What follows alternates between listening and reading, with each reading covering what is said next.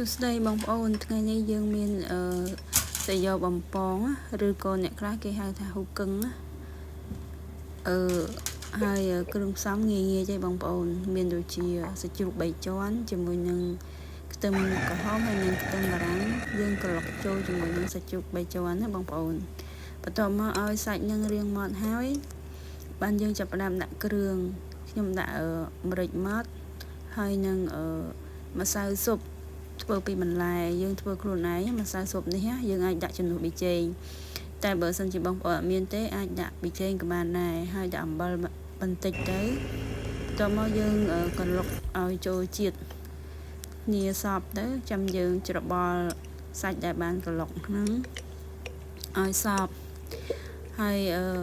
នេះយើងក្លុកសាច់រួចហើយបងប្អូនចំណែកឯគ្រឿងផ្សំផ្សេងទៀតមានដូចជាស្លឹកជីវ៉ាន់ស៊ុយនិងហើយខ្ទឹមស្លឹកខ្ទឹម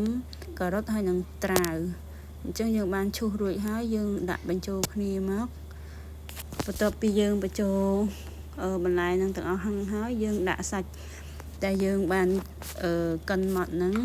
យើងដាក់មកជាមួយនឹងបន្លែរបស់យើងមកគ្រឿងផ្សំហ្នឹងហើយយើងច្របល់ចូលគ្នា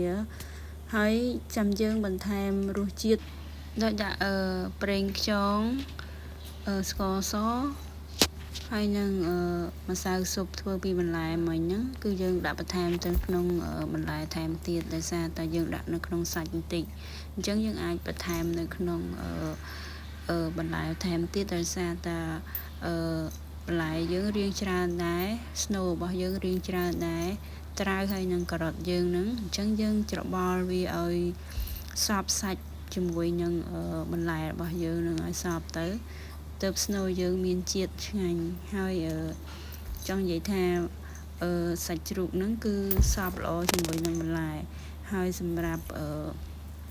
សម្បករបស់សាយ៉ហ្នឹងវិញគឺយើងអាចរកទិញនៅតាមកន្លែងលក់គ្រឿងទេសបងប្អូនជាលក្ខណៈអានេះសម្បកធ្វើអំពីសណ្តែកសៀងណាឬក៏អ្នកខ្លះគឺគាត់ហៅថាហ៊ូកឹងខ្ញុំធ្លាប់ឮពីការនៅក្មេងៗបងប្អូនគេតែងហៅហ៊ូកឹងនៅពេលដែលគេធ្វើនៅក្នុងកន្លែងធីមគោលការណ៍អីណាតែអ្នកខ្លះក៏ហៅសាយ៉អញ្ចឹងទៅហើយអ្នកខ្លះក៏គាត់យកសម្បកណែមមកធ្វើសាយ៉នឹងក៏បានហើយបងប្អូនរៀបចំខ្ចប់ដូចជានាងខ្ញុំទៅយើងយកកន្ត្រៃយកមកកាត់វាងាយស្រួលបងប្អូនបើសិនជាយកកាំបិតមកកាត់អាចនឹងពិបាកជ្រុះស្នូលបើកន្ត្រៃងាយស្រួលពេលដែលយើងយកទៅបំពងគឺស្នូលហ្នឹងគឺអត់មានចេញក្រៅទេបងប្អូនងាយស្រួលហើយល្អទៀតអានេះខ្ញុំរៀបចំដាក់បំពងសាយ៉ហ្នឹងហើយបងប្អូនឃើញអត់វាល្អហើយចង់និយាយថាយើងកាត់កង់អញ្ចឹង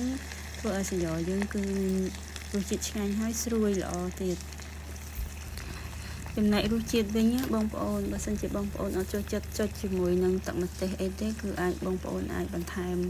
គ្រឿងឲ្យរាងដិតបន្តិចទៅតែនាងខ្ញុំដាក់រាងសាបទេដោយសារចូលចិត្តចុចជាមួយនឹងទឹកជ្រលក់បងប្អូនយើងចុចជាមួយនឹងទឹកម្ទេសក៏បាននិយាយរួមឆ្ងាញ់ហើយយើងធ្វើញ៉ាំខ្លួនឯងអញ្ចឹងធានាថាមានអនាម័យហើយរសជាតិក៏ឆ្ងាញ់ហើយគ្រឿងក្រៅរបស់របរគឺយើងសិតតែរបស់ល្អហើយបន្លែធម្មជាតិអីអញ្ចឹងវាធ្វើឲ្យយើងនឹងញ៉ាំទៅស្និទ្ធមាត់ហើយក៏ដើម្បីសុខភាពយើងដែរបងប្អូនតែចំពោះរបស់បំពងអញ្ចឹងកុំញ៉ាំញយដងពេកបងប្អូនយូរម្ដងគឺអត់មានបញ្ហាអីទេហើយឥឡូវសាយ៉យើងចិត្តឆ្អិនហើយបងប្អូនហើយយើងប្រើសម្បកនេះគឺងាយស្រួលបងប្អូនគឺយើងបំពងបានយូរក៏សម្បកហ្នឹងមិនឡើងខ្លោចដែរបងប្អូនហើយធ្វើឲ្យស្នូលនៅខាងក្នុងហ្នឹងឆ្អិនល្អឥឡូវសាយ៉យើងឆ្អិនហើយបងប្អូនឃើញតែរូបភាពក៏ដឹងដែរបងប្អូនគឺសាយ៉របស់យើងគឺស្រួយឆ្ងាញ់បងប្អូនហើយវីដេអូខ្ញុំមានតែប៉ុណ្្នឹងអរគុណច្រើនបងប្អូនចំពោះការទស្សនា